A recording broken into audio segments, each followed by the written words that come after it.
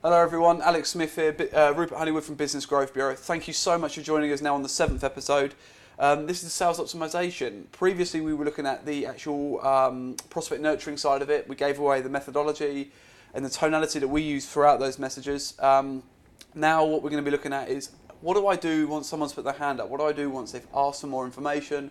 Or once they've actually asked for a sales-based conversation? And I suppose to make this easier for everybody watching to actually listen to actually what we're about to talk about, is we're going to break it up into 3 sections. We're going to look at pre-meeting, what that actually looks like, whether it's a phone call, whether it's a Zoom call, what does that actually look like? We're then going to look at, what do I do during the meeting? What kind of things am I saying? And what kind of things are we wording? And what do I do after the meeting? What kind of follow-up? What kind of value do I share after a meeting? So I suppose, Rupert, where do we start with this?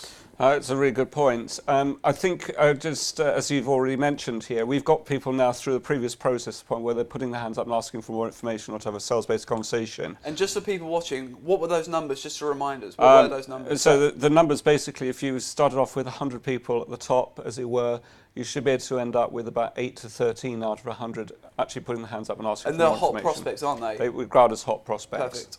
Okay.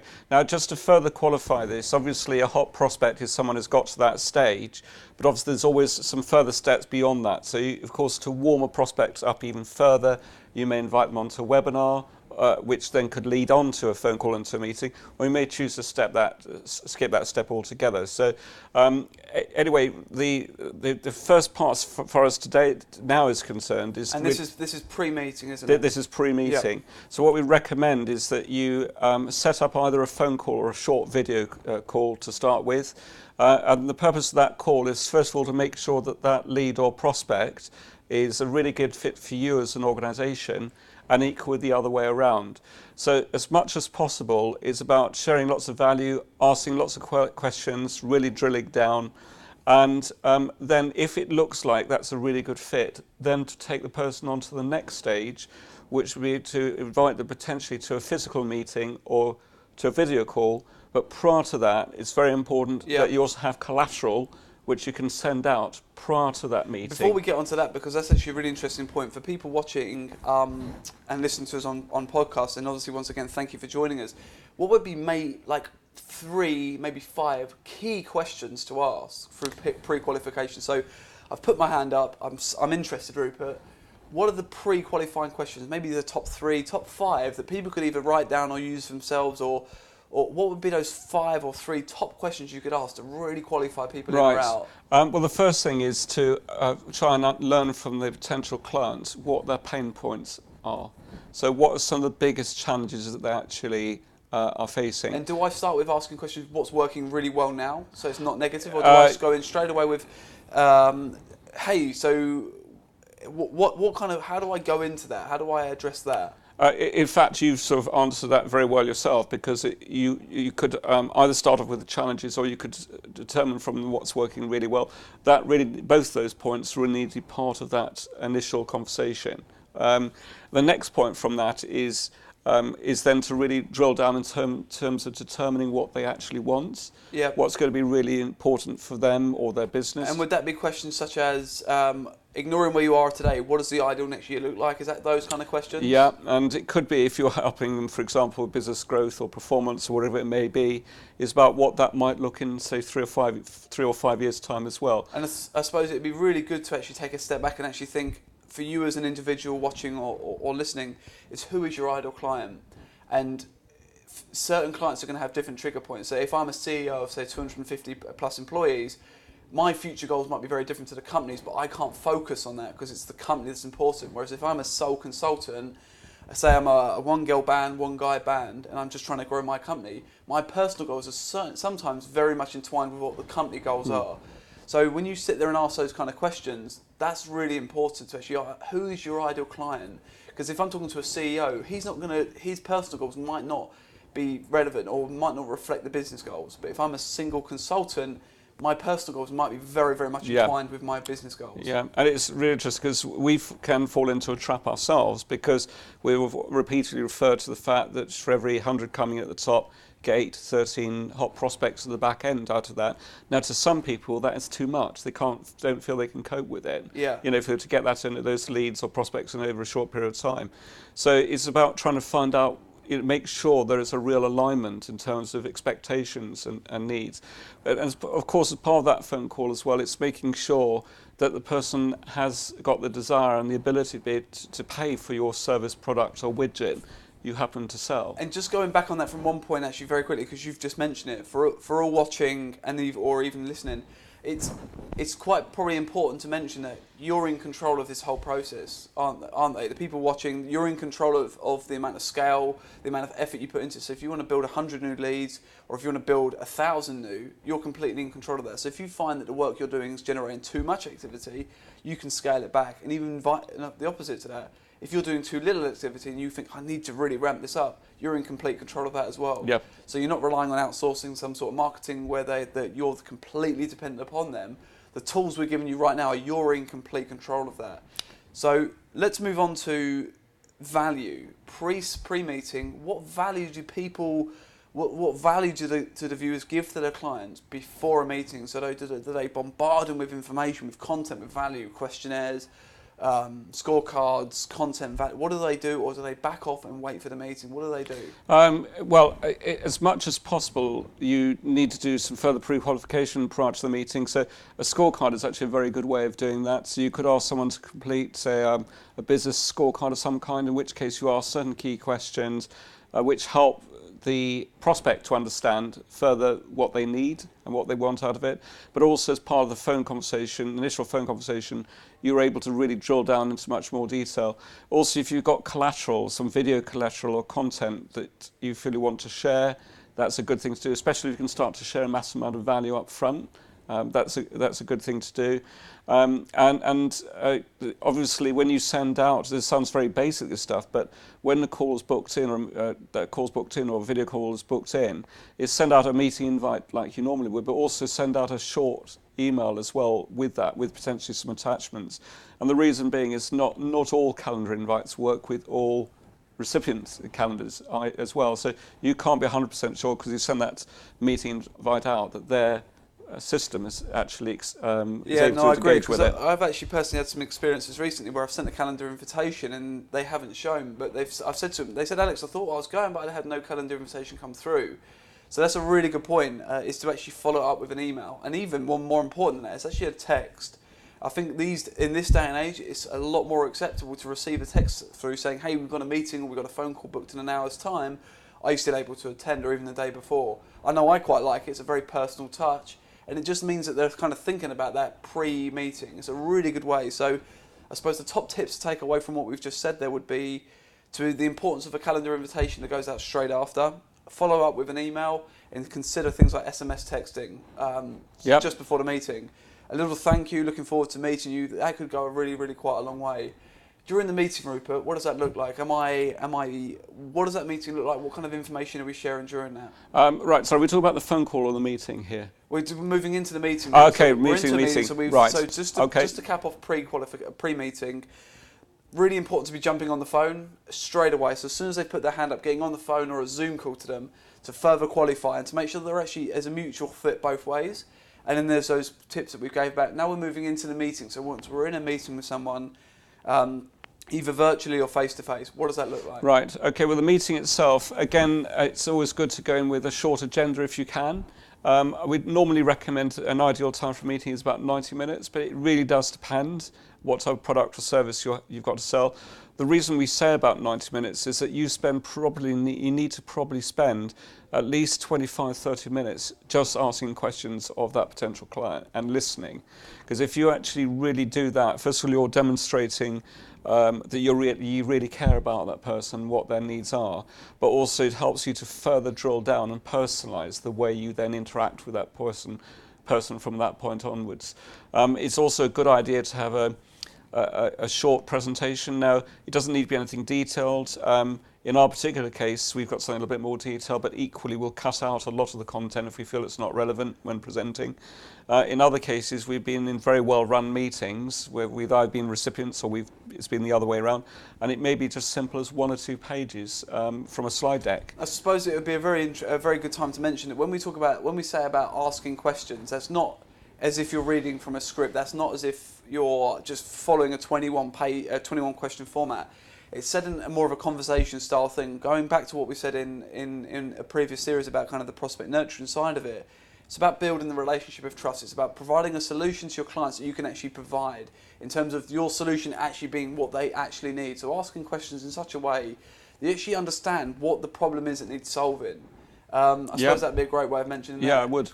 Yeah, definitely. And I know we do this at the moment, but do you believe that giving away collateral for people to take away is really important? Things like books, content, presentations. Is that good for a meeting? Yes, it is. But obviously, you've always got to go in with a meeting with the end in mind. And obviously, the end in mind, if it's right for you as a business and it's right for the client, then don't be frightened of asking for the sale.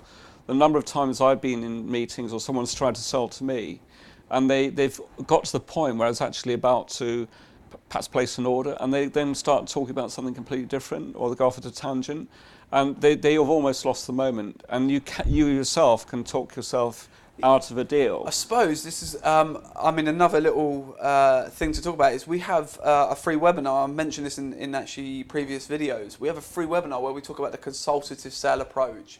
And the importance of that is really to talk about the amount of time you need to with the meet and the greet and the qualification side of it, and demonstrating the products and benefits only relevant to your clients, not feature dumping, not just telling them about everything when you may only need to know 1 or 2 bits about your product or solution. Just telling them about the bits they want to hear about. A lot of people fall into this kind of loop of, if I need to share as much value and much information, I'll just give. But if it's not relevant, if people don't actually need to hear about that, it's a waste of time, and you could be burning a lot of sales simply because of the fact that you're not giving the information that people want to see, or you're trying to oversell the solution. Yeah, and that's a really good point. And it's what's very interesting is everyone's communication styles are different. Some of us are more visual, others are more auditory, and so on. Equally, some of us have to have lots of detail. Others are very big picture. So it's about, as much as possible, trying to mirror. And if you get that pre-qualification either on the phone or on Zoom or whatever your platforms are right, and you get the initial bit of the meeting, the conversation right, you'll understand and you'll quickly learn if someone's very detailed or if they're not. And someone very detailed would expect probably to see the full PowerPoint presentation and may expect a lot of supporting documentation, a lot of detail about the numbers. Where someone's big picture, of course, is be very visual. They may be very happy with just seeing 1 or 2 slides, and it may make a much quicker decision. And is a PowerPoint enough? If I'm a detailed individual, or if you're dealing with very detailed individuals, is a PowerPoint enough, or what other collateral could you give to someone to help support that? Obviously, you may have some crib sheets with some testimonials in it of different types, so that could be really good. Of course, you've been able to share some of this video content beforehand in the way of testimonials. People want the reassurance of knowing they're going to be spending their money wisely. And also referrals work very well as well. Yeah, so not being scared to give out referrals, but also for clients that you've got on board already, of actually asking them if they would be willing to share this, either organically, whether they just tell people about your product or service, but also getting into the point where you actually talk about referrals in terms of people recommending you in. So that's actually, that's also more lead generation side of it. It's also quite crucial for during a meeting as well, isn't it? Yeah, exactly. If it's someone that's being given to you as a referral, by definition, it should be much easier to close that deal, simply because you're already at a point of accelerated relationship of trust, which makes the whole thing much 100%. Easier. And is that enough during the meeting, or is that enough? Can we move on to post-meeting now? Yeah, so obviously, I suppose the outcome for this meeting really depends what happens. So if things go to plan or go well, you may well end up by being able to get an order on the spot. And obviously, it's a case of making sure, if you can, you've got the paperwork all ready to go. So you just get the person to sign the dotted line and away you go. But obviously, it's then very important about the delivery afterwards and making sure you exceed that person's expectations. Sometimes you'll find equally a lot of people need a bit of extra time to think about it, or they may need you to share a bit more in terms of the way of testimonials, recommendations, or whatever it would be, so they can validate what you're saying. Of course, and also it depends on what you're providing as a product or service. But if you're providing, let's just say, for example, let's just take a really easy one, an app, for example, or some sort of system, it'd be good to consider if you've got a much more reduced service, but also a free trial period, either 14 days, 21 days, whatever your time period is, to hook people in. And to give them a chance to actually try the product before they buy it. I know that works very well with ours in terms of giving away content like this and giving away value.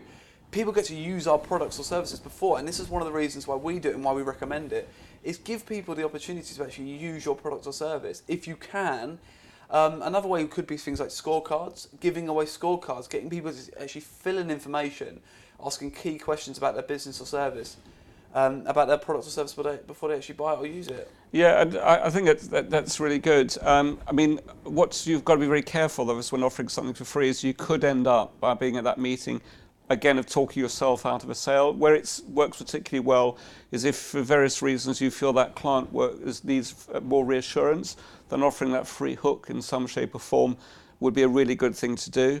The other way, of course, is to try and de-risk the whole deal as much as possible. So, for example, in our particular case, we offer our clients a 5 KPI guarantee. Also, it might be worth for you as an individual, obviously, the reason that might work very well is if you're so confident in your product or service, is to put things like that. If you can do it, things like money-back guarantees, 5 KPIs, free upgrades and stuff like that. If for any reason someone isn't completely satisfied, those are really good little ways. Yeah, exactly. You just want to de-risk it as much as possible. So in our case, because as we are totally reliant on our clients being able to close those pieces of business, we can pass over the best leads possible. But if people don't follow those through, that's a wasted opportunity. And also, as well, is one way is thinking about this from a client's point of view. I want people to be going away with our service and our client services 100% satisfied with the product or service for 2 reasons. Firstly, they're going to recommend us, but more importantly than that, they're much more likely to come back in the future and either reuse the service again or buy the product again.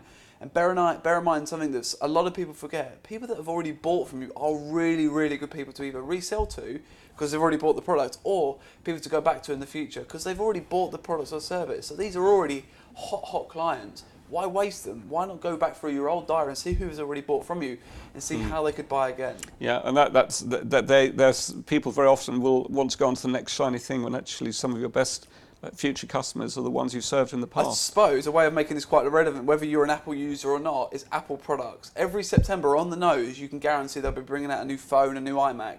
You'll always have the same people going back to buy that product again because they love it. I know I know you're a gadget freak, and I know I'm getting into that stage as well. But if you think about it, when a new iPhone's released, a new Samsung phone's released, or a new Mac or a new laptop, you're the first to go and buy it. And this is the thing that they do so well. And if you should think about this, how you could do this in your own business, whether you sell £10,000 products or whether it's a £100 product, how can I resell those products or different products to the same people because they've already bought into the brand? No, quite. And actually another thing as well it's worth thinking very hard about, and this also has a big impact on the whole sales optimization process, is think about your product suite. So for example, if your product proposition is of quite high value, let's say you're more of a consultant who works more project based, you may have a proposition which starts at £500, £1,000, £3,000, £5,000. The next level up might be a £10,000, £20,000 sale. The next level up might be over 100,000. Oh, so you're talking about the concept which we should actually maybe even devote an entire series to, but you're talking about a similar method, now excuse the terminology here, but a bronze, silver, gold package. Yes, it could be, although in this type of technology, what we're talking about here is something that's potentially a lot more bespoke. But for example, some people, you find it for very high-end consultants, they will make the mistake of trying to go in with a £100,000 sale off the bat, when actually, typically, even if you're trying to get a piece of business from a corporate, they need to de-risk it as much as possible as well. They just want to be reassured, so they're happy perhaps to initially invest £5,000, £10,000, £15,000 if it's a corporate. If it's a micro business, they might spend £1,000, wherever it might be.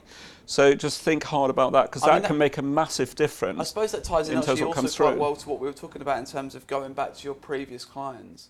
If you can get, however your method of getting, say, 1,000 person on board, whether it's through a webinar, for a seminar, through face-to-face, You get someone on £1,000 and you over excel on their expectations, how much more likely are they going to be to upsell? How much more likely are you going to be there to recommend? But also, when you go back to them, they're much more likely to either buy again because their product or service is so good.